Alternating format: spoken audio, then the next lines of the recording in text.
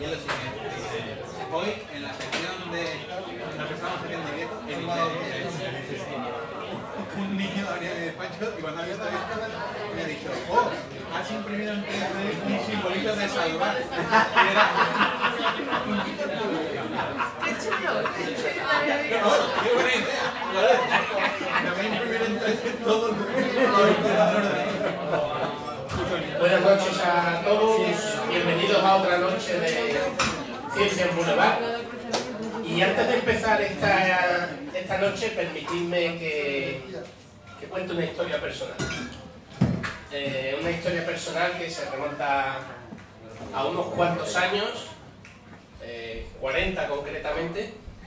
Hace casi exactamente 40 años, y casi exactamente fue porque fue en el verano del año 1977. Yo estaba veraneando en un pueblo de Huelva, en Cartaya, y resulta que anunciaron allí, no sé por qué, la primera conferencia de la historia de Cartaya. Entonces era un chaval que con 16 años, bueno, con 12 años, veía los programas de Félix Rodríguez de la Fuente, y se aficionó a aquello mucho. Pero tenía un problema, que él vivía en Sevilla, en Reina Mercedes, está el campus de Reina Mercedes, él vivía por allí, y que allí no había muchos lobos, ni muchos leones, ni buitres leonados, ni cosas de ese estilo. Y entonces se dedicó durante 4 años a mirar las lagartijas de la tapia del lado de su casa. 4 años se dedicó a eso.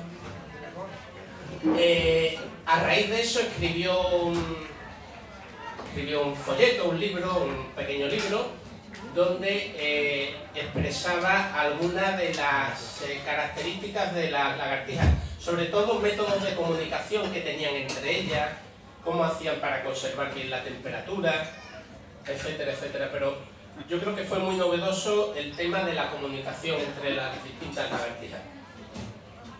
Con 16 años, no sé cómo, se enteró de que había un premio de investigación a nivel europeo muy prestigioso para jóvenes, el premio Philips, y se presentó y lo ganó. Premio a nivel internacional a raíz de la comunicación, digamos, sobre todo de costumbres de lagartija y comunicación entre ellas.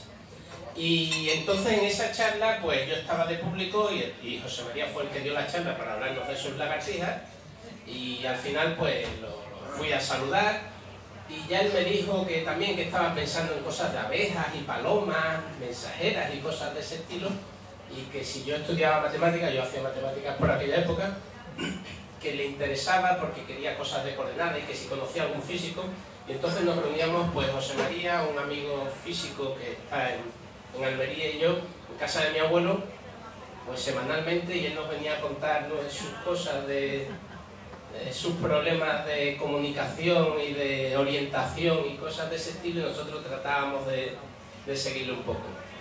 Eso ocurrió hace 40 años, pues por las cosas de la vida nos perdimos la pista, y el año pasado pues leí un reportaje de otro buen amigo, que no sé si estará escuchando, supongo que no, porque estará emborrachándose, que es Aberrón, porque acaban de darle hoy el premio Ondas a Aberrón.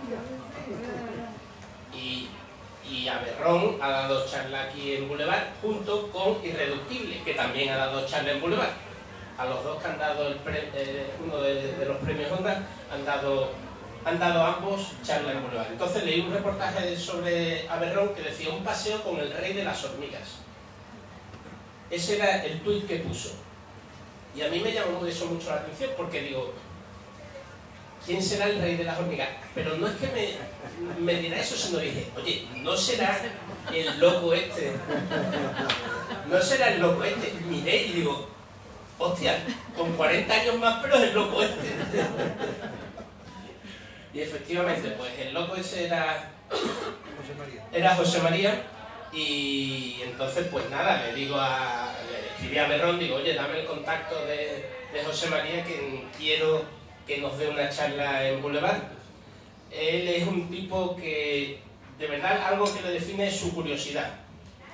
Su curiosidad y su paciencia. Estuvo 4 años mirando lagartijas, vamos. También eso Pues lo mismo, supongo que se verá ahora en los vídeos que nos va a poner, aparte de las charlas, y entonces habéis venido a escuchar a José María y os lo dejo y por favor un agradecimiento muy grande por el esfuerzo de venir hasta aquí.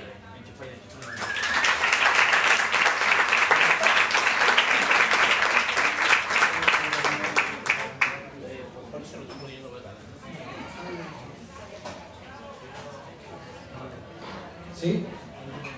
Bueno, pues dar muchas gracias a Alberto, a los que organizáis esto, por la amabilidad de invitarme, y me ha sorprendido que Alberto, después de 40 años, se acuerda de todo, ¿eh?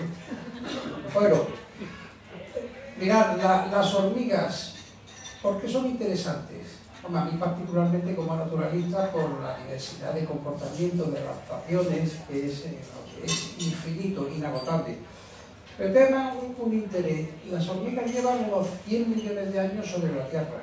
Se han descrito unas 13.000 especies y se extrapola que puede haber unas 30.000. El éxito ecológico que han tenido, el impacto además ecológico que tienen, es increíble. Entonces, ese éxito solo es comparable, es un éxito en el mundo de los pequeños, de los invertebrados, solo es comparable en el mundo de los grandes, los vertebrados, a nuestra especie. ¿En qué se parecen un poquito? Porque han tenido estas dos especies, el hombre y la familia formicida de hormigas, este éxito rotundo en el planeta, por la organización social. Y fijaros, por ejemplo, el mayor experto del mundo de hormigas, de todos los tiempos, es Edward Wilson, de la Universidad de Harvard. Este señor, en los años 70, partiendo de sus estudios de hormigas, empezó a estudiar lo que es la evolución, los fundamentos de esa vida social, de ese comportamiento social, y fundó una nueva ciencia, que ahora está muy en boga, que es la sociobiología.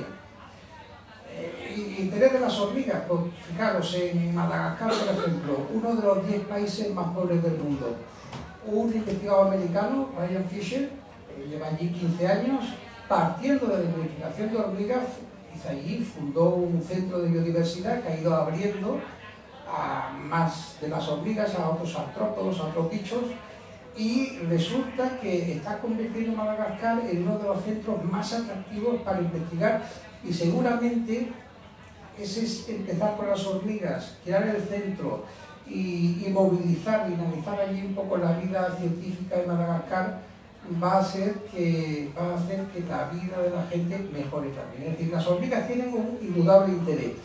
100 millones de años he dicho que tiene sobre la Tierra. Os voy a contar 4 historias naturales.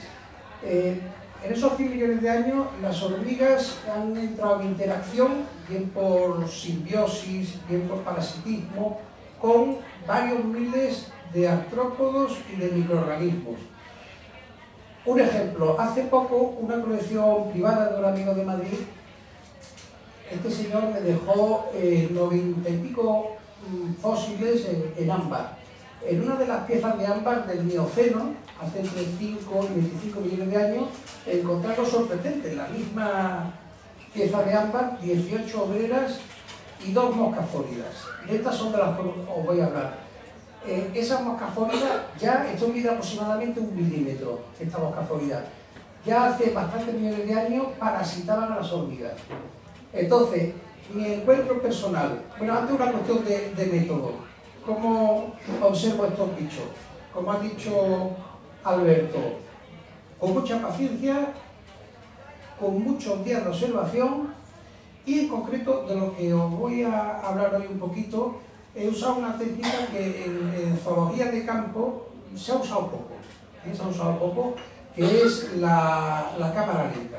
Yo compré una cámara de segunda mano, no gran cosa como cámara de foto, pero que tenía la cosa buena de que te hacía cámara lenta todo el tiempo que dura la tarjeta de memoria.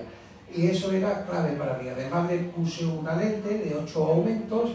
El problema es que tienes que acercarte mucho al bicho, si se mueve un poquito el bicho ya lo enfocas, un desastre. Pero bueno, con mucha paciencia, la cámara lenta. ¿Cómo me encuentro con las moscas fólidas? De las que no sabía absolutamente nada, ¿eh? De casi todo lo que voy a hablar no sabía nada hasta que me lo encontraba en los paseos, que es como yo trabajo. donde veraneo, esta es la Ribera del Duero, a su paso por el pueblo, la villa de Almazán, en Soria. Me encuentro un tronco caído. En el tronco veo que está colonizado, hay una colonia de una hormiga muy grande, de las más grandes de España, que se llama Camponotus vagus. Una hormiga muy agresiva, continuamente están sacando serrín, agrandando por dentro las galerías, dentro del tronco, y fijaros ahí cómo siempre están defendiendo la entrada al nido. ¿Qué me encuentro cuando me acerco un poquito más el primer día? Dos puntitos negros de 1 milímetro que están siguiendo a obreras. Inmediatamente supe que eran moscas fóridas, que son moscas que parasitan a hormigas, son relativamente raras. Lo que hace es que inoculan un huevo en el interior de la hormiga. Cuando la larva eclosiona, va comiéndose a la hormiga lentamente. La hormiga se deriva durante bastantes días. Entonces me propuse estudiar el comportamiento de oviposición, es decir, oviposición es cómo introduce el ovipositor, que es por donde sale el huevo, cómo le inyecta el huevo a la hormiga. Lo primero que hice, por supuesto, mandé fotografías y ejemplares a varios expertos. Uno de los grandes expertos se llama Southwood, y cuando vio la mosquita esta, me dijo que era Microseria southwoodi, la que ha descubierto él en el año 1988. Una cosa curiosa, solo se conocía su presencia en Francia y en Italia. Por lo tanto, esta mosca fórida era la primera cita para la península ibérica. Bueno, con todo eso, fijaros, 1 milímetro de longitud, el ovipositor finísimo, que es el con el que va a inyectar el huevo a la hormiga, y fijaros los tarsos con las garras finísimas que utiliza para engancharse a la cutícula de la hormiga. Y entonces empiezo la indagación. 20 días consecutivos entre las 4 y las 7 de la tarde para saber cómo ovipositaba.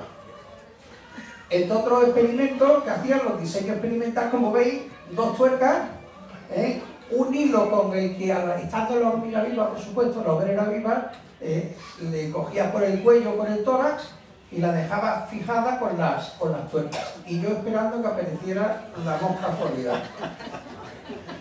Entonces aquí ya un poco acaba la historia, porque es muy curioso.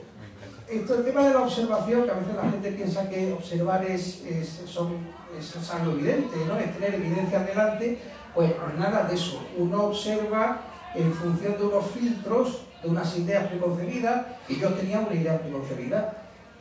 Esta hormiga es una especie hermana de la otra que se llama Camponotus cruentatus, y que es parasitada, y eso se sabía ya, por unas microserias, también hermanas de la que yo estaba investigando.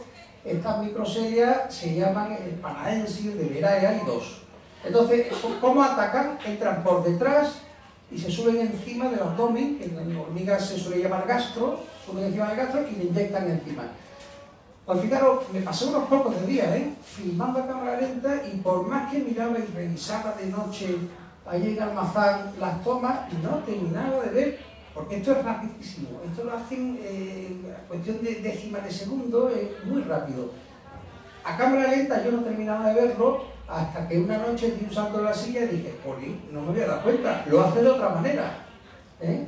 Y fijaros, en vez de entrar por detrás, entra perpendicular a la hormiga, va por debajo, y en la parte inferior y anterior del abdomen, ahí le inocula el huevo. Cuando le mandé el vídeo a Southwood, quedó sorprendido, le encantó, porque era una novedad de estrategia. Posible sentido evolutivo, adaptativo, de por qué tiene esta estrategia y no la de la otra microseria. Porque fijaros, el abdomen de la Camponotus vagus superiormente tiene una pilosidad muy abundante. Le es más fácil a la mosca entrar por debajo. En el caso de Camponotus cruentatus tiene muy poca pilosidad y permite a la mosca inyectar por arriba. Esto que se explica en 3 segundos, estamos hablando de millones de años para que cada mosca haya usado su estrategia. Y finalmente vais a ver aquí el vídeo.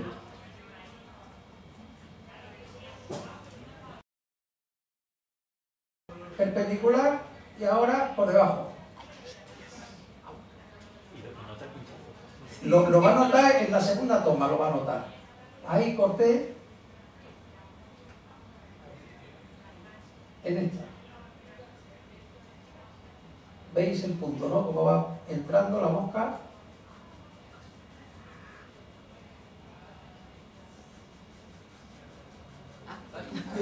Ahí ha sentido la inyección.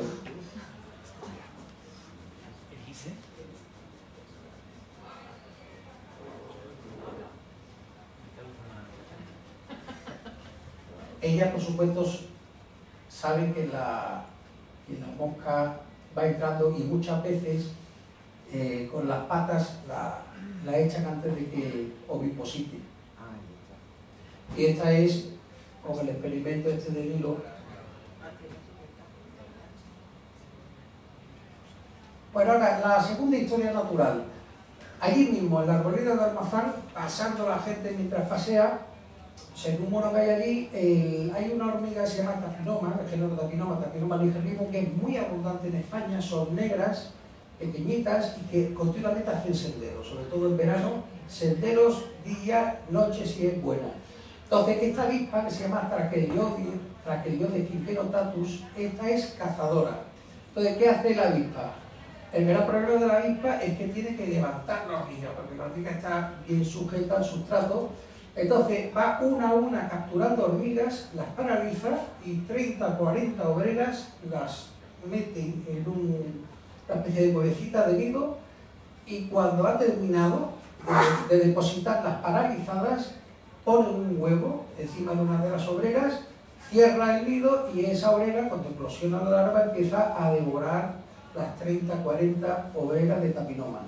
Entonces me dediqué casi 2 veranos a intentar filmar, era dificilísimo cómo las cazaba. Entonces, una de las cosas que descubrí, cuando la bibliografía te cuenta lo siguiente, los autores previos que habían visto esto desde el siglo XIX, es la avispa coge la obrera, la levanta y realiza un vuelo de 3, 4, 5 metros y vuelve a posarse. Estamos hablando de un par de segundos y ya desde el suelo vuelve a iniciar el segundo y definitivo vuelo hacia el nido. Lo que los autores especulaban, porque es dificilísimo de ver, es que en ese aterrizaje antes de iniciar el vuelo final es donde paralizan a la hormiga. Yo en un experimento relativamente sencillo demostré que no, la paraliza en el mismo momento en que la coge con las patas, le inocula el veneno y ya están completamente paralizadas. Estas hormigas las mantuve 52 días en un bote, de vez en cuando todos los días las miraba y movían artejos, movían patas, es decir, estuvieron 52 días paralizadas y vivas. Entonces, ¿qué es lo que hacen las avispas en esa parada a 4 o 5 metros de donde han cogido a la hormiga, que se paran un par de segundos? Pues muy curioso. Resulta que la avispa, cuando coge a la hormiga perpendicular. Llevar una hormiga perpendicular, o sea, imaginaros la avispa, llevarla así es complicado. Lo que hace la avispa en ese parón de 2 segundos es alinear el cuerpo de la hormiga en el eje longitudinal de la avispa. Aquí no sé si veis muy bien en la flecha cómo la va girando hasta que la alinea y ya empieza el vuelo final. Entonces, el primer vídeo, esto es a velocidad normal, como se ve. Es una locura, tenéis que estar muy pendiente, dura 20 segundos porque es difícil ver cómo la coge. A ver, aquí esto no ha salido. Ahora, acaba de aparecer la avispa, siempre se sitúa perpendicular.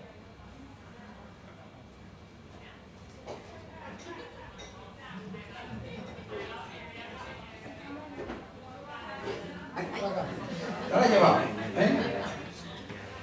porque se trataba de intentar tirar un detalle más. Esto ya es filmado a 300 fotogramas por segundo.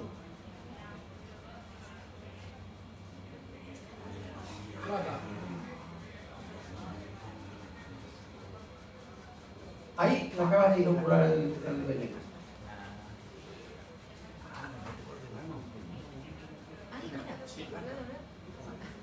Ahora a 600 fotogramas por segundo. Aquí en algunas tomas se aprecia bien cómo le introduce el aguijón. El ovipositor. Mira, ¿ves ahí?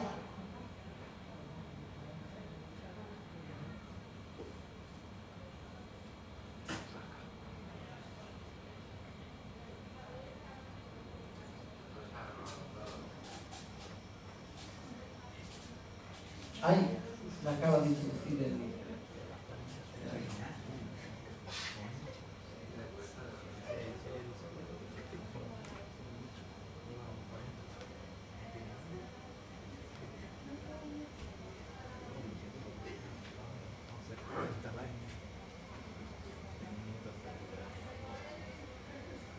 Y así hasta 30, 40 ejemplares no paran, ¿eh?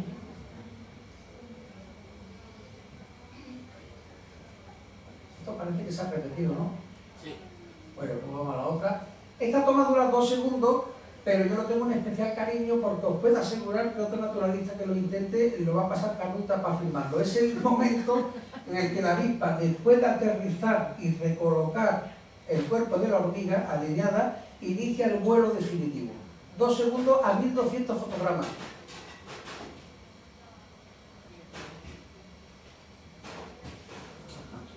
Bueno, pues aquí acaba la segunda historia.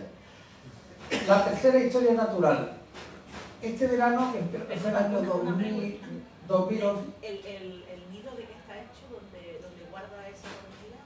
No lo sé, no lo sé. Se me ha olvidado completamente. No lo sé ahora mismo, ni me acuerdo. Yo me dediqué solo a la parte de oviposición. Ese dato es... También, respecto a lo de la oviposición, ¿por qué coge primero la hormiga lateralmente y luego la recoloca? Porque, entre otras cosas, yo supongo, es una especulación que se tiene que defender de la mandíbula de la hormiga.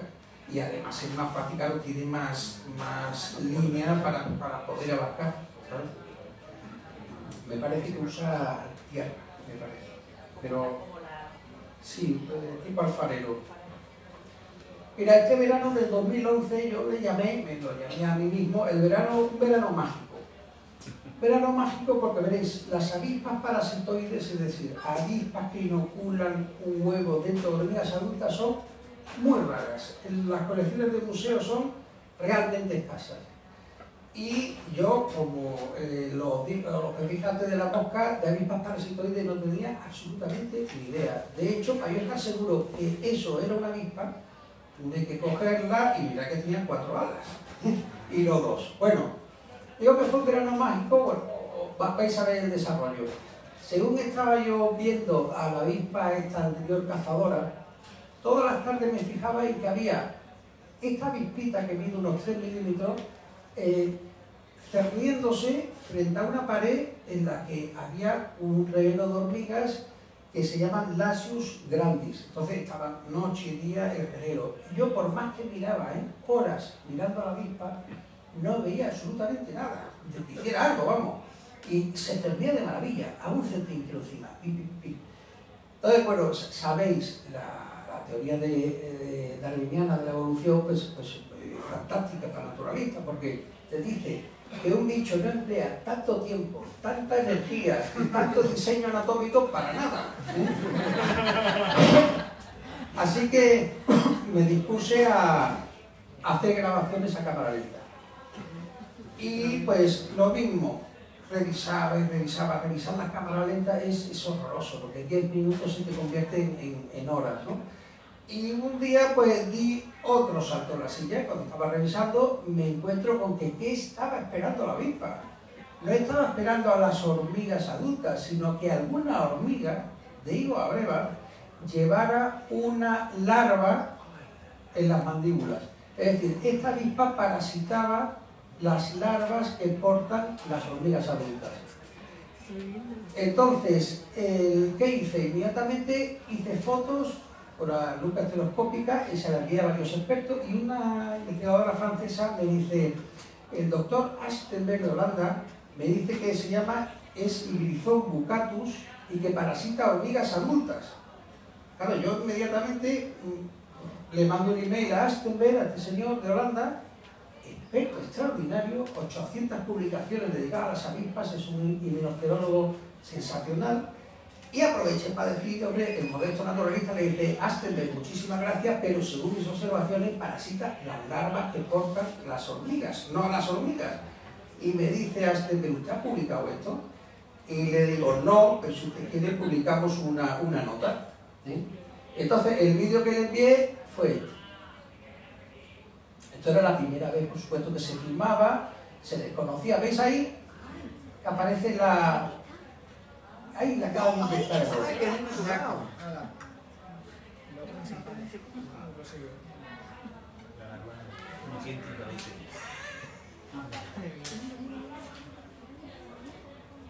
sí. Esta tercera toma es enigmática porque parece que oviposita sobre la punta de una ramita. Pues, ¿sabéis lo que se llama la foresis? Es que hay insectos que dejan huevos o larvas y esas larvas en una ramita esperan a que pase otro insecto y se engancha. En este caso nunca hemos sabido lo que es.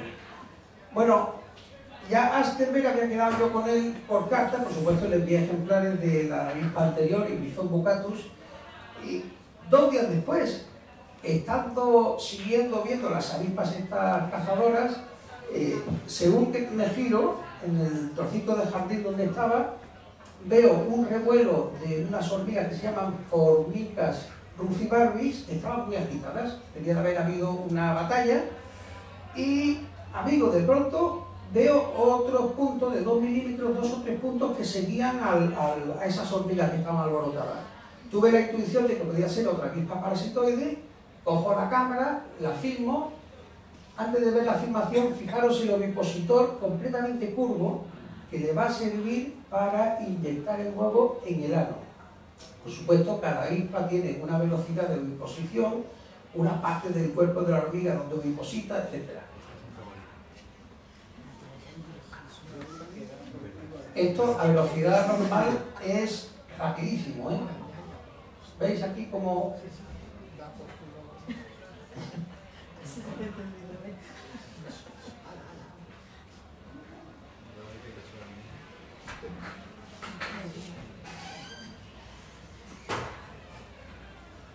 Las obreras están muy pendientes, aunque no lo parezca, ¿eh? De hecho, en la última toma vais a ver cómo cazan una al vuelo.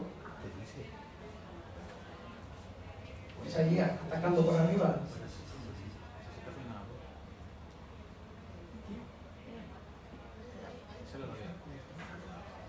A veces ovipositan hasta 2 veces seguidas.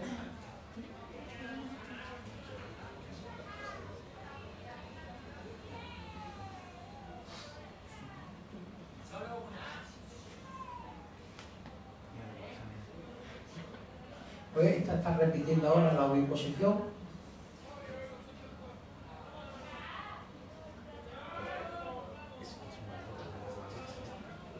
Y en esta última toma no está con la otra.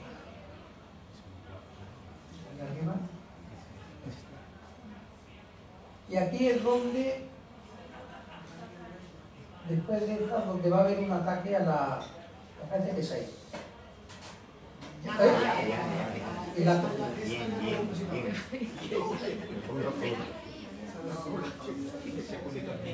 Bueno, pues entonces, claro, inmediatamente cojo esta segunda avispa, que yo desconocía cuál era, por supuesto. La anterior se llama Elasmosoma luxemburguense. Inmediatamente comunico a Astenberg y 2 días después encontré otra y se la envío a las 2 por correo. El hombre me dice, José María, pues vamos a ampliar la nota, un poquito más grande. Ahora ya tenemos 2 avispas parasitoides y ya me añade, me dice, está usted siendo excepcionalmente afortunado. Ha encontrado usted 2 especies que casi no están en los museos. Pero no sabíamos lo que iba a venir. Yo me vengo de vacaciones de Almazán y me incorporo a mi puesto de trabajo en el NIA de Madrid, a 7 kilómetros de la Puerta del Sol. Aquí tenemos 16 hectáreas que cuando desayunamos y tal nos damos paseos, tenemos un bosquecillo y tal. Bueno, recuerdo que fue exactamente un sábado que le dije a mi mujer, vente y vamos a comer allí en la hierba, te voy a enseñar el NIA para que lo conozca. Le encantó, por cierto, es muy bonito para trabajar.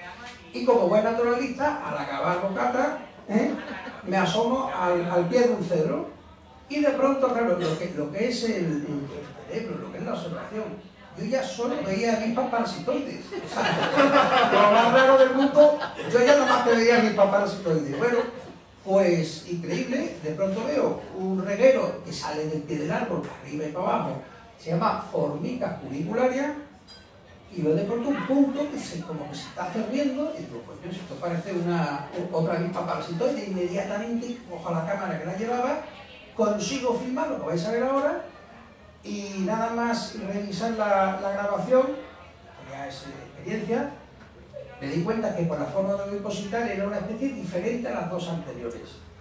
Entonces me encontré con él. Esta es la avispa, que es una forma que tiene ella de una estrategia. Se posa en una ramita, que es así de chica.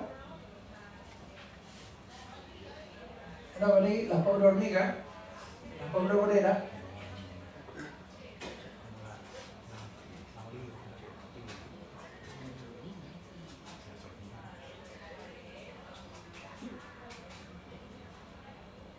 Se sujeta en el pronoto y le va a introducir el ovipositor en la parte inferior del tórax.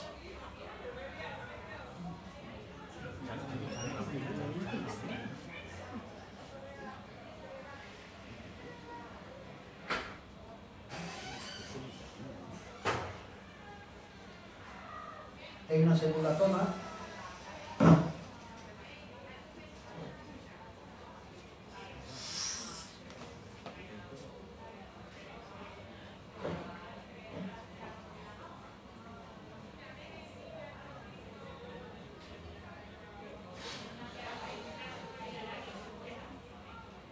Tiene que esforzarse la avispa hasta que le ha inoculado el huevo. Fue una cosa curiosa porque el mayor experto en Neoneurus, que se llama esta avispa, que me escribió, estuvimos comunicados un tiempo, y él publicó un trabajo muy importante, un trabajo clásico, en el cual decía que ovipositaba en el abdomen, lo cual se ve claro que no es así, ¿no? Pero sí, en el trabajo siempre le reconocí la parte que hice yo del artículo que después publiqué como el holandés. Se demostró la hipótesis raptorial de Shaw. La hipótesis raptorial es que resulta que esta avispa tiene unas patas delanteras muy gruesas, muy fuertes. Él decía, seguramente las usa para agarrar bien a la hormiga. Pues justamente lo que habéis visto en el pronoto, la agarra bien. Bueno, pues esta fue un sábado. Y una semana después, estando asomado a 10 metros de donde encontré la Neoneurus vesculus, estando asomado a la boca de un hormiguero, de una hormiga que se llama Cataglyphis ibericus, una de las hormigas más corredoras que hay en Europa y en África, bueno, me estaba mirando y de pronto veo, todavía más chiquitito, un punto negro que sobrevolaba la superficie, 1,5 milímetros, menos de 2 milímetros, y que me parecía que quería ovipositar sobre la hormiga. Vi algunos contactos así fugacísimos, para que os hagáis una idea. El tiempo de oviposición, medido con fotograma, es de 5 centésimas de segundo cada inyectar del huevo. Es decir, el reto que tenía era tremendo. Pero de momento capturé 2 o 3 ejemplares, los junté con la anterior, con la Neoneurus, y se los mando a Astenberg. Astenberg ya me dice, José María, dice, le digo, amazing, increíble. Dice, 2 especies nuevas de una tacada. Bueno, fijaros, esto fue muy curioso, porque estos taxónomos, era tan raro haber visto la avispa anterior, la Neoneurus vesculus, era tan raro ver una hormiga Neoneurus, nunca han escrito en la península ibérica, ni en Francia, ni en Alemania, ni en Italia. Llegó a pedir ejemplares de las montañas rocosas a ver si aquí llegaba un avión el bicho. O sea, hasta ahí llegan a funcionar. Y un detalle muy curioso, la noche en que le estaba preparando los ejemplares para enviarlo, fijaros, la flecha amarilla es el ovipositor, ultra fino, pero me fijo que en el abdomen, un poquito más anterior, hay una espina. Y entonces le pregunto a Astenberg, por carta antes de enviarme los ejemplares: Astenberg, ¿has visto alguna vez una avispa parasitoide con una espina ventral? Y me dice: no, no, jamás. Y dice: y además eso, más que probable, es un artefacto de tu preparación. Yo recuerdo que mi mujer, que no sabe nada de topología ni le interesa gran cosa, pero la llamé y digo: Carmen, tú no le sabías una espina. Oye, que está bien clara. Bueno, pues la cosa fue curiosa, porque efectivamente era una espina absolutamente novedosa, que a la especie le llamamos Colasmosoma centum. Centum viene de espina. Bueno, entonces, curioso, fijaros cómo funcionó.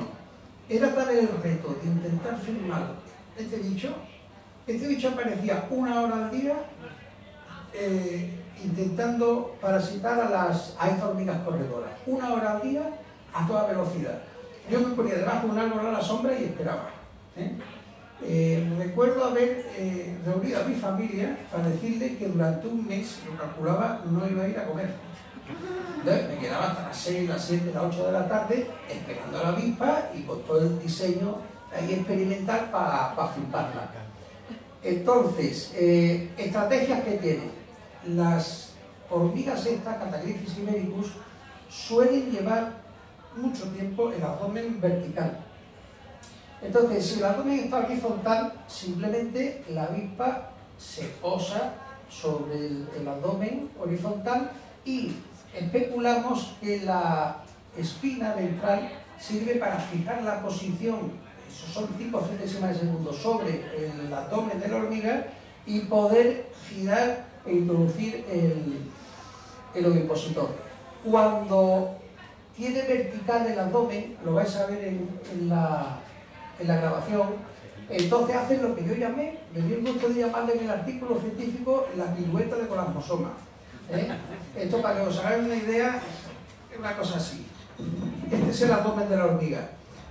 La hormiga tiene que inyectar entre lo que se llaman las membranas intersegmentarias. Y las intersegmentarias van de atrás adelante, entonces tiene que inyectar así. ¿Cómo lo hace si tiene el ovipositor de esta manera? Para inyectar el ovipositor en las intersegmentarias, pues primero pega un giro de 180 grados y después otro vertical. Y esto lo hace en 5 centésimas de segundo. Las 2 primeras tomas.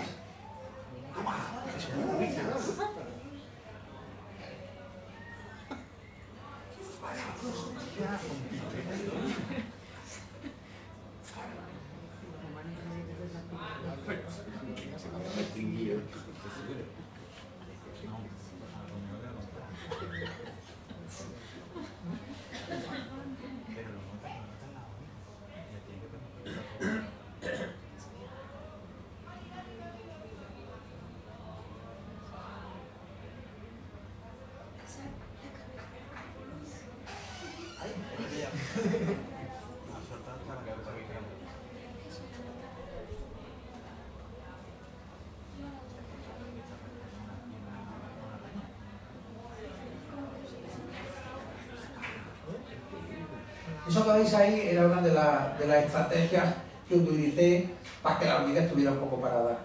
Las Cataglyphis recogen continuamente cadáveres de mesos, que son las hormigas granívoras que están por todos lados.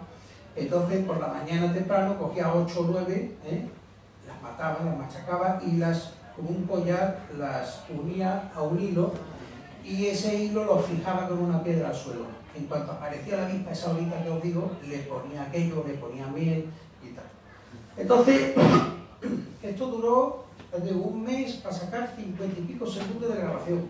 Tiene su mérito. Y tuvo gracia. Publicamos, fíjate, el holandés me había tenido parado 4 meses porque estuvo en China, en la jungla de China.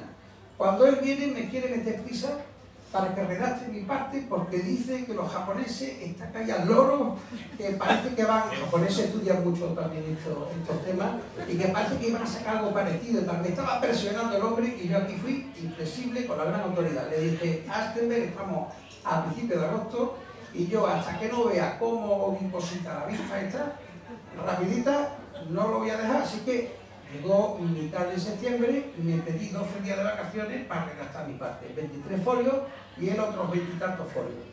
Fue muy gracioso porque antes de empezar el trabajo, antes de empezar a redactar, me hice muy académicamente por carta.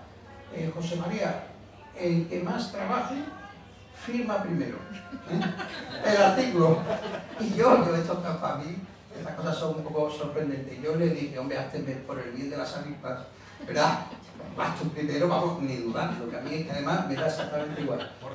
Pues tuvo un detalle, Astenberg, increíble, es un detallazo, porque cuando ya estaba todo preparado, cuando los revisores ya dieron el visto bueno definitivo, me encuentro con que sale publicado con mi nombre primero. O sea, que tuvo el tío un detalle extraordinario. Astenberg me dice, José María, mira que llevo años yo con las avispas, 800 trabajos científicos. Dice que esta avispa me ha hecho un poco famoso. ¿Por qué? Porque 4 o 5 meses después de la publicación en la revista Zookis, nos llama el editor de la revista y nos dice, ¿os habéis enterado que una de vuestras avispas, Colonosoma centum, ha sido declarada especie top 10 en el año 2012? Es decir,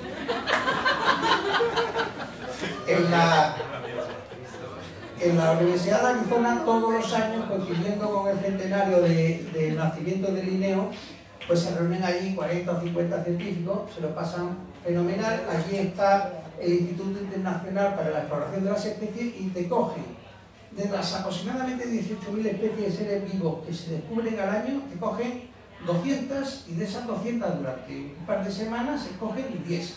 Y esas 10 le dan una publicidad, pues, para que veáis, yo me quedé sorprendido. El vídeo de Colonosoma andaba por las 20 visualizaciones. Si las restas las que yo mismo me veía, era muy poco. En 3 o 4 días, una vez que fue nombrada la especie top 10, más de 200.000 visualizaciones. Cosa extraordinaria. Y bueno, pues fue una cosa muy simpática y honorífica que nos mandó a cada uno el diploma. Y finalmente, la cuarta historia. Esto ya es hormigas oro. Los asaltos de la hormiga amazona. Lo dicen todos, los que entienden de hormigas. Ni la selva amazónica, ni Australia. En ningún sitio se ve un espectáculo como el de esta hormiga, que las hay en América, pero las hay en España, las hay en Europa. El mayor espectáculo que se puede ver en micología son los asaltos que realizan Polyergus rucellus, la hormiga amazona. Esto lo descubrió Pierre Huber, un naturalista suizo, hace 200 años, publicó un libro en 1810 que fue un antes y un después en el estudio de la conducta de las hormigas. Darwin quedó fascinado y tuvo problemas para explicar cómo se desarrolla, cómo se origina el comportamiento que hace. ¿Qué consiste? Pues mirad, el nido de Polyergus son muy escasos y son muy difíciles de localizar. Hay a veces aproximadamente 1 metro de diámetro. A veces ellas mismas cortan y crean una calva, cortan la hierba y aparece una calva, pero es muy difícil saber si hay las famosas Polyergus, que son estas rojas. Las esclavas que conviven con ellas son nidos mixtos, suelen ser formicas siempre. Entonces, es muy difícil verlas. ¿Cómo se localiza un nido de formica? Dando muchos paseos por el pueblo, por las zonas donde se sospecha que existe. Dando muchos paseos por la tarde, a partir de las 4 de la tarde, un día te encuentras una columna de 700 a 800 hormigas. Entonces, lo que hacen es, casi todos los días del verano, en torno a las entre 4 y 5, van cambiando la hora a medida que avanza el verano. Salen unas 700, 800, 900 obreras rojas, Polyergus, y empiezan a avanzar en línea recta. Son 3-4 metros de hormigas de una cuarta de ancho la columna. Empiezan a avanzar 5, 10, 20 metros, 40, 80, 100 metros incluso. ¿Qué están buscando? Nidos de formica. ¿Para qué? Exclusivamente penetran hasta el fondo, son muy agresivas, ahora lo veréis, y roban las pupas. Las pupas las llevan al nido, una pequeña parte se la comen, pero la mayoría las crían. De tal forma que estas hormigas rojas esclavistas dependen, desde hace muchos millones de años, de las esclavas. Sin embargo, las esclavas sí viven, ellas hay colonias aisladas de formica cunicularia, como en este caso, pero estas es lo que se llama esclavismo durosis obligada. Tienen que depender de ellas porque las negras, las esclavas, son las que buscan comida, las que atienden a las renas y a las larvas, las que agrandan el nido. Las rojas no hacen nada. Solo salen, pero es un pedazo de trabajo que se pegan, ¿eh? Ahora lo veréis. Esto es parte de la arboleda de Almazán. Esto es un ejemplo de 4 rutas distintas seguidas en un verano, con sus metros. Aquí hay una de 45 metros, otra que llegó a 25 y van cambiando. Vamos a ver, esta es una de las hormigas más estudiadas de la microecología, y a pesar de todo, yo he toda la molestia de 2 o 3 años de observarla con mucho interés y consultar mucha bibliografía, hay enigmas no resueltos. El primero de ellos, la teoría estándar, dice que cuando inician una ruta, que saben a dónde van. Y dice que saben a dónde van porque a veces por la mañana pues, se ven obreras fuera del nido, muy alejadas, como reconociendo dónde puede haber nidos de formica para después por la tarde ir allí. Mi modesta hipótesis es que el avance es totalmente azaroso, totalmente al azar. Entonces, lo primero, para que os hagáis una idea, este es un pequeño vídeo de 3 minutos en que vais a ver el espectáculo. 3 fases distingo yo. Entre 4:30 y 5 de la tarde, fijaros si son precisas a la hora de salir, que yo, estando esto a 1,5 kilómetros, me daba el lujo de tomar mi cortadito de la tarde, con mi mujer tranquilamente, y sabía que iba a llegar a tiempo a ver el fenómeno. Sí, sí. Entonces, la primera fase, también absolutamente enigmática. Hay un momento en el que hay lo que se llama una salida masiva. Esas 700, 800 hormigas salen de pronto. Se supone que hay alguna obrera que ha avisado, ha soltado feromonas y ya las ha sacado para afuera. Una vez que sale para afuera es una salida masiva, no es gradual, salen todas de golpe en 1 minuto o 2. Entonces entramos en la fase que yo llamo de excitación, que es en esa zona cara la que habéis visto, aproximadamente 1 metro alrededor del nido, empiezan esas 700 hormigas a moverse aparentemente de manera aleatorio. 15, 20 minutos, 30 minutos, hay que estar muy pendiente porque de pronto, y este es otro enigma, hay lo que se llama la toma de decisión. Esto se ha estudiado en las abejas muy bien, pero en este caso no se sabe nada. Hay una toma de decisión que todos esos movimientos aleatorios se convierten en una ruta a seguir, y lo vais a ver. Ahora mismo, poco movimiento, pero de pronto la salida masiva.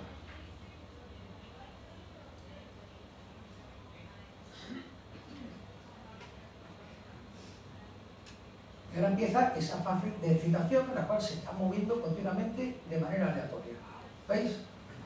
No hay ninguna dirección escogida ni nada. Pasado 15 o 20 minutos, ahí acaban de iniciar ya una ruta. Y este es el fenómeno que ha encandilado a los estudiosos desde hace 200 años. Esto verlo es realmente espectacular. Va completamente lineal. Esto es un experimento que hice hace 2 años, por ayuda de mi mujer, fue muy sencillo, pero no se había hecho. Consiste en que al frente de la columna taparle el sol con un cartón y yo con un espejo reflejarle el sol en dirección contraria, cambiaban. Es decir, el sol lo estamos utilizando en esta ruta que yo creo que es completamente azarosa y la teoría estándar dice que no, que saben a dónde van. Yo, por motivos que ya sería un poco de rollo explicaros, estoy completamente convencido de que van al azar. De hecho, hay a veces que la columna se para. Mira, ahora mismo acaban de descubrir un nido de formica. Fijaros en la agresividad. Ahora mismo empiezan a penetrar toda la galería y empiezan a sacar las pupas.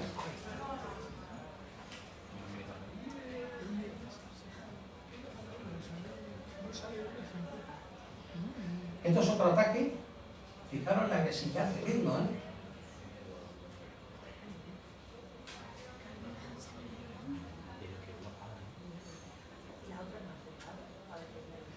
Muy poco, muy poco.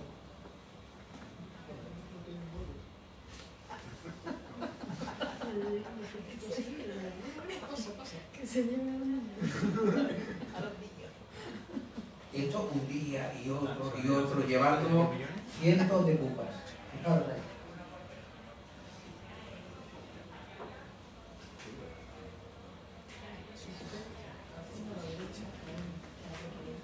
Y ahora ya empieza el retorno, ellas se cuidan de intentar retornar antes de la puesta del sol. Ya van retornando. Una cosa muy interesante del retorno, también un experimento muy sencillo, claro, hay a veces que cuando van avanzando se encuentran una piedra, un tronco, entonces te desvían la ruta.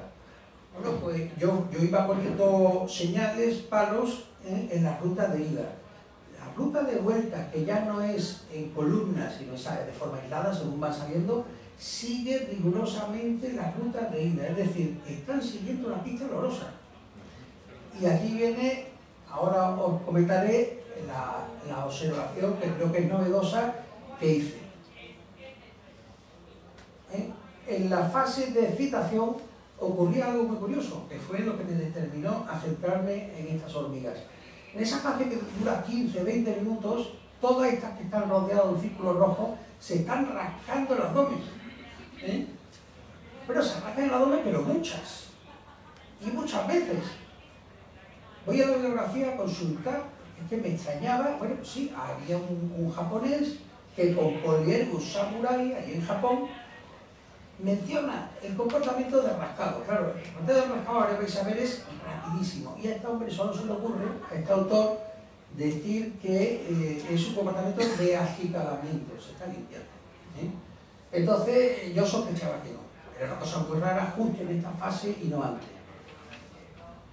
Entonces, ¿qué es lo que me encuentro? Ahora veréis a cámara lenta. Que se frotan las 6 patas, los 6 tarsos, la parte final de cada pata, contra el segmento abdominal número 7. Entonces lo hacen de esta manera.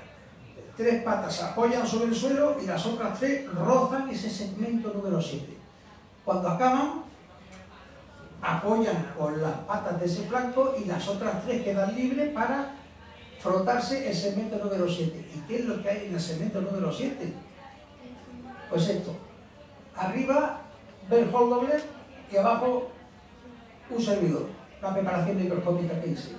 En 1984, Berthold descubre una glándula que llamó pigidial en el segmento número 7. Esa glándula está compuesta de una serie de células glandulares que desembocan en una especie de celdillas o copas que ya dan afuera, al exterior.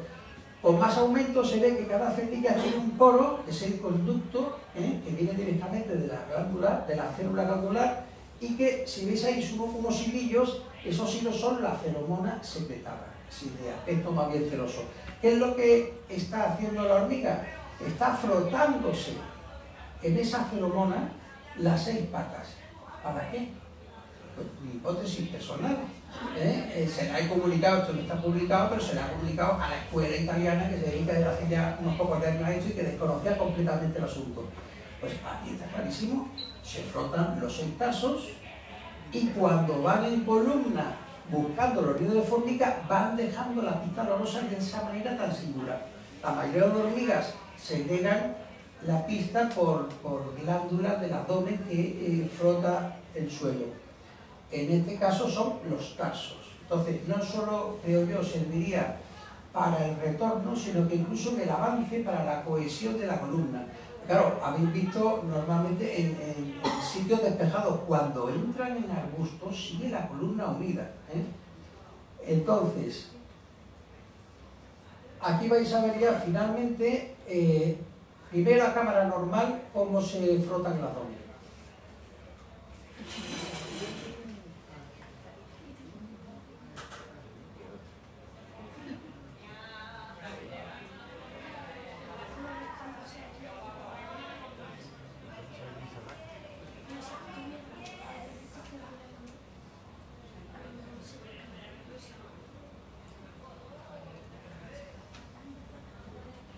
a 300 fotogramas, el último vídeo.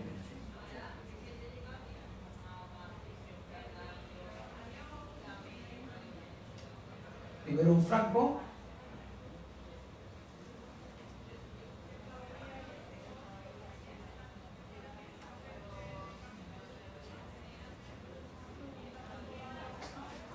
Y ahora el otro franco.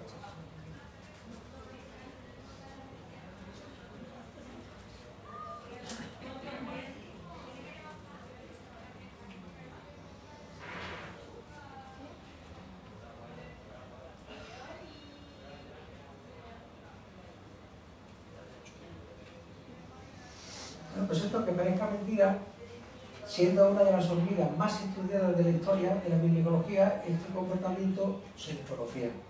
Esto también un poco es el mensaje. Yo no he ido nunca a la selva y prácticamente he viajado, pero en las cercanías, en los parques donde yo suelo trabajar, en los jardines donde veraneo, se pueden encontrar auténticas maravillas. Como por ejemplo el caso ese fantástico de esa avispilla, que por cierto era la primera vez que se declaraba especie autóctona a una especie europea, siempre han sido especies de los trópicos. Bueno, pues aquí acaba todo. Muchas gracias.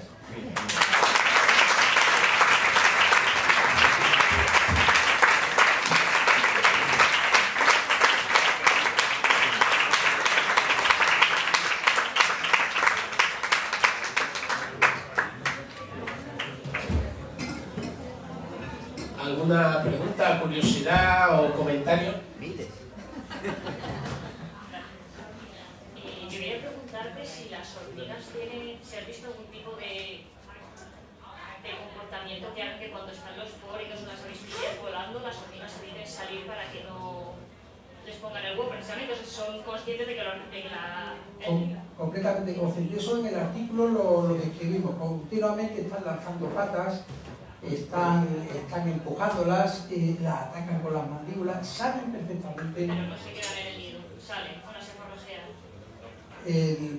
Por ejemplo, ¿a qué hormigas que depende de qué avispa? O sea, tienen distintos comportamientos dependiendo de la avispa. Claro. En concreto, las que vuelan y van a parasitarlas, sean moscas o avispas, saben perfectamente que están ahí. Y tienen sus adaptaciones para intentar. De hecho, muchas veces las avispas fallan, porque solamente cuento las que aciertan, pero una de veces las avispas fallan, incluso mueren en los ataques de las hormigas. Vamos, es una especie de, ¿sabes?, de coevolución.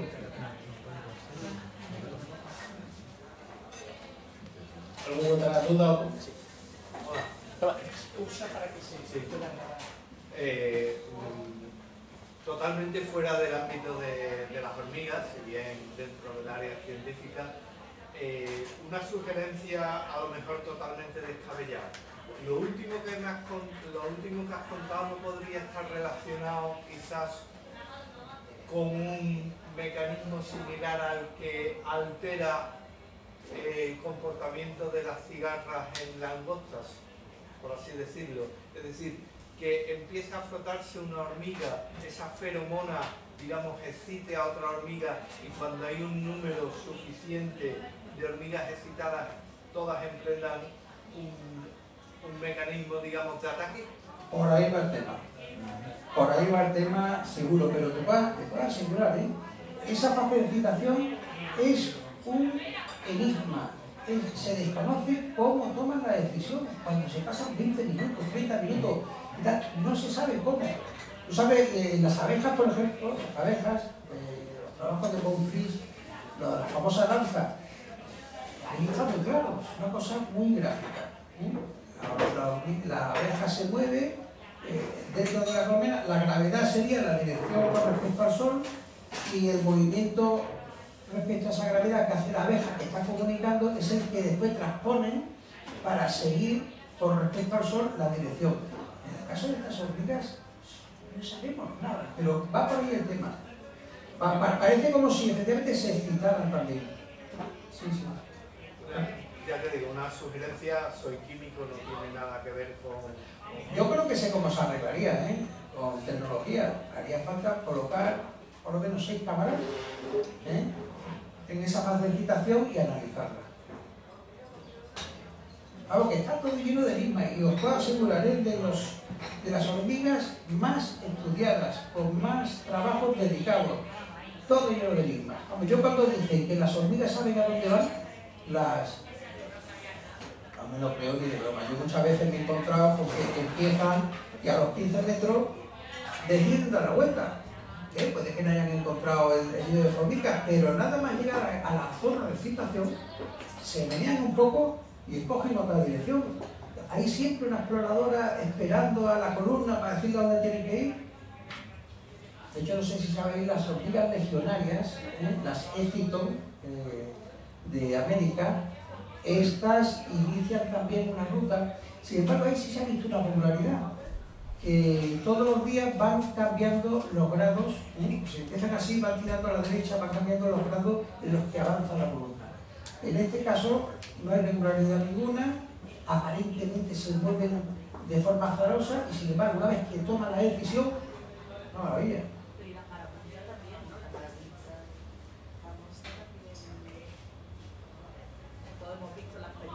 No, esa van también en línea recta, perfecta, además son ciegas completamente, pero esas, sin embargo, sí se ha visto una regularidad.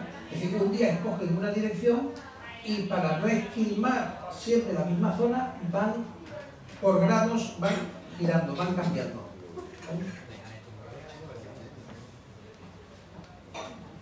Muchas gracias por la charla tan interesante. En relación con la última ejemplo que has puesto, de las hormigas rojas, y bueno, acabas de comentar que van como esquilmando con un cierto orden todo lo que se encuentra alrededor. Aquí lo sorprendente es que no hayan extinguido ya completamente a las hormigas que depredan. Pues mira, ese es uno de los motivos por los que yo estoy convencido de que van completamente al azar. El número de colonias de formigas es inmenso. Nunca las agotan, nunca, es enorme. Ese es el motivo porque tú sales a 7 metros, si no te encuentras un nido de formiga te lo vas a encontrar a 20, si no a 40 metros. Y no las esquilman nunca. Por cierto, para que veáis cómo funciona la fundación de colonias, os he dicho que las poliérgulas, las hormigas esclavistas, son esclavistas obligadas. Sin las formigas no pueden vivir. ¿Qué ocurre cuando la reina es fecundada? Esto lo he visto, es espectacular. La reina fecundada se le caen las alas y está esperando una salida de asalto de las poliérgus. Entonces, cuando va a la columna, la reina recién fecundada se introduce dentro de la columna y marcha con ellas. Cuando llegan al nido que van a esquilmar, mientras que están robando pupas sus obreras, la reina recién fecundada se introduce en la colonia, mata a la reina de formiga y empieza a poner sus propios huevos. Y esa es la forma en que fundan colonia las poliérgus.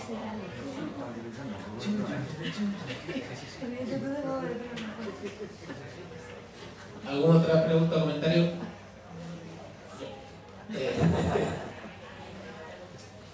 Pues no sé si es una pregunta pertinente o no. En realidad no tiene nada que ver con la charla, o tiene todo que ver con la charla. Y es, bueno, has comentado, dice, esto se solucionaría con tecnología no muy cara. O sea, estás diciendo que no se requiere mucho. Y por otra parte, o sea, me gustaría saber, me da la sensación, por lo que te conozco, que todo eres amateur. ¿Y qué opinas de la academia, de la Universidad Española? Y me estás picando, ¿eh? Me estás picando. No, mira, yo se lo decía antes al amigo Enrique. Es la verdad, desde el advenimiento de la democracia, la Universidad Española está fantástico y creciendo y tal. Yo personalmente, desde mi vida de naturalista bohemio, es decir, hago exactamente lo que me da la gana, con mucha disciplina, pero lo que quiero, lo que sí he notado es que me está siendo más fácil colaborar con gente de fuera que con gente de aquí. Esa es la realidad. Es decir, todo esto que he hecho, lo de las avispas con NASA, lo que hice de las observaciones del siglo XVIII, un librito que publiqué con Edward Wilson, O sea, un día le mandas algo que cree que es interesante y empiezas a currar. No hay cornelio al rollo ninguno. Nada, empiezas a currar. Aquí, pues un poquito más complicado. De todas formas, hombre, yo llevo ya con esto muchos años, tengo un blog y, hombre, de vez en cuando se asoman. Bueno, hace poco, oye, pues estuvo muy bien, el director del CSIC aquí de Doñana me invitó a lo que fue mi primer congreso. Yo no voy a nada, jamás hago curso, no quiero estudiar. Bueno, pues me insistió, bueno, oye, pues está bien que haya cuando acercamiento, ¿no? Siempre, oye, siempre teniendo en cuenta que yo tengo una cantidad de lagunas extraordinarias de conocimiento. Realmente yo no soy un académico profesional, pero bueno, yo siempre he pensado que se puede colaborar. En concreto en Historia Natural hay posibilidades de colaboración. Voy a contar una anécdota que me ocurrió hace 2 semanas. Espectacular, de lo simpático que es. Yo os he dicho, como Rafael Alberti, yo nunca he ido a la selva. Y para un naturalista de Alberti, nunca veo el mar, pues yo nunca he visto la selva. Está más claro que el agua, yo nomás que veo parques al lado de mi casa. Entonces, desde hace 3 o 4 años estoy estudiando unas hormigas microscópicas, ciegas, subterráneas, es así, la más rara del mundo, escasísimas las colecciones y considerada entre las más primitivas que todavía existen. Es decir, esos 100 millones de años por ahí anda este grupo de hormigas que estudió Leptarina, se llama. Bueno, pues, para que se hagan una idea, yo estuve 2 meses sacando 18 kilos de tierra a diario a intentar localizarla. Al final encontré un ejemplar, 2 meses. A partir de eso ya empecé a encontrarla, con una serie de motivos ahora largo de explicar. Pero me he especializado más en los machos, que son microscópicos, 1,5 milímetros escaso. Estos machos, contrariamente al resto de la colonia, hacen un vuelo, no se sabe por qué.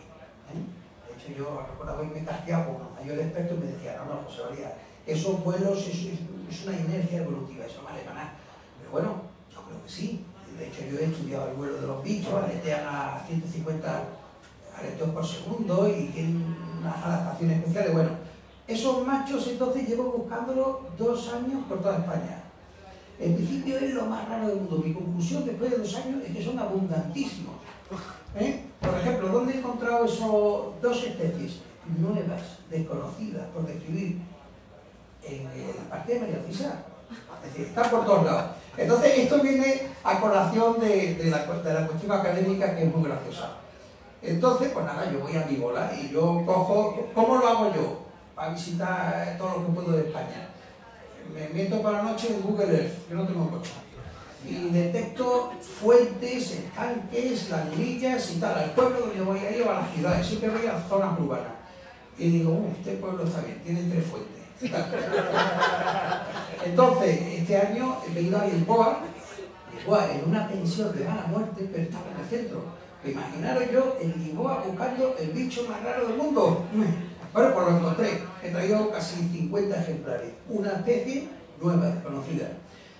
Después me voy a Ceuta, me voy a Melilla y estando esperando al ferry, en el mismo puerto de Málaga, en una fuente encuentro otro macho espectacular. Se distingue muy bien por el edeago, que es el pene rarísimo y tal. Y ya concluyo la historia. De Ceuta me vengo, en Ceuta estuve 3 noches. Eso es para ver, pero claro, llegas allí a donde grupo yo te he dicho. Bueno, me busqué la vida, tal. Recuerdo un día desesperado porque no encontraba fuentes adecuadas, que veo entrar y salir a mucha gente de una cosa que gran casino. Dice, abónese al paraíso. Voy para allá y veo que es una piscina pública extraordinaria de agua salada. Digo, pues allí me voy a buscar bichos. Entonces me metí a esta altura, es enorme la piscina, y con un cubilete de lado, contigo, para no cantar, pues me iba buscando. Digo, a ojo ya conozco el bicho. Después de 3/4 de hora encuentro una. Y al cogerlo, digo, coño, esto tiene todo el aspecto de leptanida, pero parece otra cosa. Ya en Madrid, con otros 2 ejemplares, lo miro y digo, este algo que tiene es excepcional. Y la cabeza no tiene la forma plana de leptanida. Tampoco cuadra con ningún género de esa subfamilia leptanidinae. mando a varios científicos fotografía del ejemplar. Esto para que veas, ¿eh? Esto es una cosa así muy graciosa. Y me contestó un americano, un japonés me dijo que el macho era espectacular, no tenía ni idea, ¿eh? de Okinawa. Pero me escribe tal Brian Fisher, este de Madagascar. Y me dice, claro, yo le pregunto una cosa muy concreta. Le digo, mire, esto no me cuadra ni el Leptanila, ni el Novolila, ni tal. ¿Qué impresión tiene usted? Uno de los mayores expertos del mundo, ¿eh? Que solo le ha descubierto 900 especies de hormigas. El tío no me contesta. Me dice que está haciendo un ADN de un montón de géneros que le parece muy curioso y que si tengo a bien enviárselo. Tenía 3 ejemplares y le envié 2. Empezamos a cartearnos y este hombre, a mí que se me conoce inmediatamente mirando en internet, tengo pocas publicaciones, este hombre insiste en, ¿y usted cómo las encuentra? Y yo le explico, que si plancha pegajosa, que si asomándome a ojo, le digo, pero ya el colmo es la bandeja blanca comprada en el chino, de 1,5 € de plástico. Digo, eso ha incrementado en 10 o 15 veces las capturas del bicho más raro del mundo. Claro, y le mando, pues en esto soy muy didáctico, y le mando imágenes de distintas fuentes, por ejemplo, una que es Moratalá, donde yo vivo en Madrid, en la cual le hago una composición, la bandeja al lado de la zona de basura flotante, y ahí es donde meto la tarde, saco la bandeja y la miro un ratito. Este americano, fíjate cómo ha concluido, lo conozco hace 3 semanas. Por supuesto, yo en esto soy muy abierto, soy además generoso, me gusta, el hombre tiene mucho interés, le estoy enviando ejemplares de todo, pero por gusto. Bueno, pues ya me ha invitado las 2 primeras semanas de febrero a Madagascar. Pero además, no te invitan así, no te dicen, te voy a financiar el viaje, ¿y para qué? No, mi mujer se reía de, para usted enseñar a mi equipo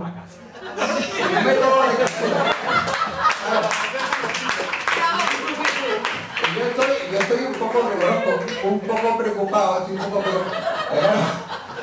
a mi mujer esta cocina una noche y te digo, pero tú te imaginas. A ver, yo digo, por lo que cuesta eso, le digo, ¿qué cuesta? Digo, tú te imaginas, yo llego a Antananarivo, me lleva el tío, Brian Fisher me lleva al centro de biodiversidad. Y me dice, venga, José María, vamos a empezar. Y dice, wait a moment. Y cojo y saco la bandeja. Pues, bueno, esto lo digo un poco así en plan simpático, pero evidentemente después, al final, en Historia Natural, y este lo sabe mejor que nadie, está el tema de los resultados. Es decir, si efectivamente estas raras, ¿por qué las encuentro? Porque tengo 1000 y pico de machos en mi colección, 1000 y pico de obreras, y bueno, de cuando encuentro cosas raras. Y pues esa es una relación académica muy curiosa, como por usar una bandeja y hacerlo por mi cuenta, un pedazo de figura mundial te invita a Antananarivo. Menuda responsabilidad. Me he traído aquí a Sevilla, voy a estar con mis padres 3 días, el tocho de Brian Fisher de las hormigas de Madagascar. Pues yo creo que ya le damos las gracias a José María. Ahora nos vamos a invitar a una cerveza, aunque deberíamos invitar a su mujer, porque viene en su WhatsApp. Un aviso. Dentro de 2 semanas es 1 de noviembre, el miércoles caería en 1 de noviembre, y 1 de noviembre es fiesta. Pero, sin embargo, sí vamos a tener charla de Boulevard. Vamos a tener charla de Boulevard el martes 31.